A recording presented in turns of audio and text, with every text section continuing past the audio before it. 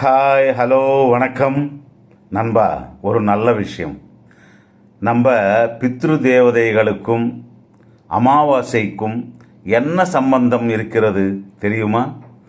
ஒவ்வொரு அமாவாசைக்கும் பித்ரு தேவதைகள் என்றால் நம்ம முன்னோர்கள் நம்ம வீட்டு வாசலுக்கு வருவார்களாம். எவ்வளவோ பசியாக இருக்கும் பித்ரு தேவதைகள் அவங்க வாரிசுகள் ஜலம் ஆகாரம் கொடுப்பார்கள் என்று எதிர்பார்ப்பார்களாம். ஒருவேளை அவர்களுக்கு தர்ப்பணம் பிண்டங்கள் ஆகாரமாக வைக்கவில்லை என்றால் நாம் இப்படிப்பட்டவர்களை பெற்றோமா என்று வேதனையடைந்து அந்த வம்சத்தையும் வாரிசுகளையும் செபித்து போய் விடுவார்களாம்.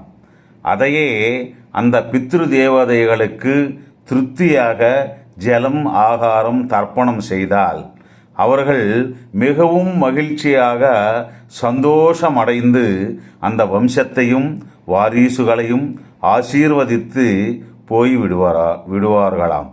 அவர்களுக்கும் அவங்க வாரிசுகளுக்கும் எந்த ஆபத்தையும் வராமல் தடுத்து காப்பாற்றுவார்களாம். அதனால தான் இறந்து போனவர்களுக்காக தர்ப்பணங்கள் அன்னதானங்கள் போன்றவை அவங்க நினைவார்த்தம் அவங்க பேரில் செய்ய வேண்டுமென்று பெரியோர்களும் புராணங்களிலும் சொல்லப்பட்டிருக்கிறது.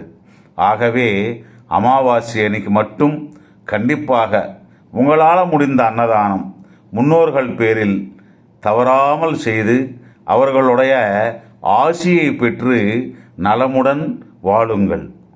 மீண்டும் நாளை சந்திப்போம். வாழ்க வளமுடன். நன்றி, நன்றி, வணக்கம்.